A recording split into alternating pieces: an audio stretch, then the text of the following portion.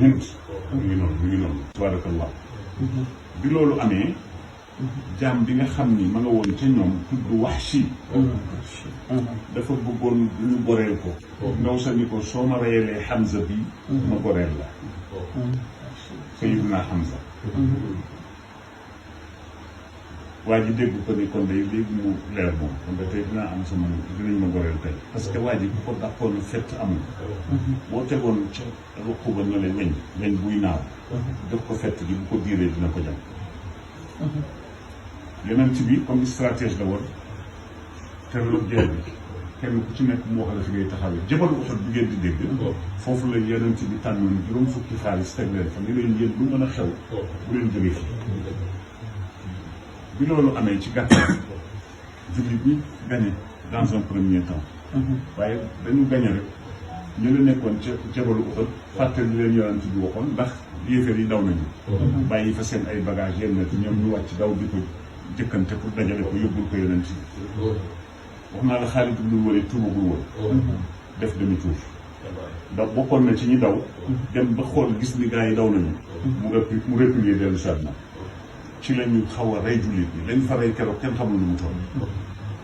bokk na ci li ci amoon yonent bi alayhi salaatu wassalaam gaañ nañ ko ba mbaxane bi mu daan sol dugg ci ay boppam ku ñuy wax saxaaba bu ñuy wax Abu Ubayda ibnul Jarraax moo ko doon jéem a dindi ndax affaire bi dafa duggoon ci bopp yonent bi kooku bi mu koy jéem a dindi amul pexe mu lànk ko ak ay sellam ñaari sell yëpp damm ci biir yonent bi deret ji sàng ko mu def ni gis ni deret jaa ngi wal sallallahu alayhi wa sallam mu ni kayfa yuflihu qawmun kayfa yuflihu qawmun xaddabu wajha nabiyihim bi dima mu ni xaw ma ñan de waaye ñi tuur sama deret yowmal qiyaamati xaw ma lu ñuy lay yàlla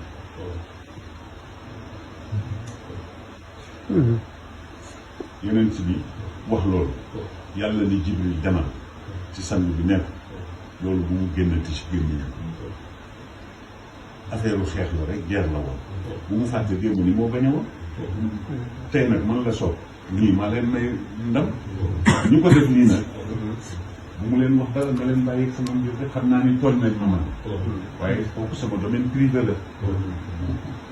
nga xam ni suñu borom kenn du moom kon li ma bëgg ñu bàyyi ko xel mooy sëñ Issa natt bi mu am wala coow li muy bari wax naa leen ni ku la gën a jub ëpp la natt billaahi lazi laa ilaaha illaa huwa ku la gën a ëpp la nattu yàlla nag fa muy jaarale bakkanu doomu aadama moo ko xam dee nag benn rek la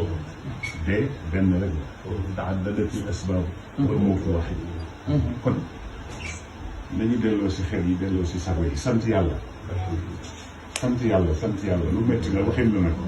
niveau la mais ñu sant suñu borom Sénégal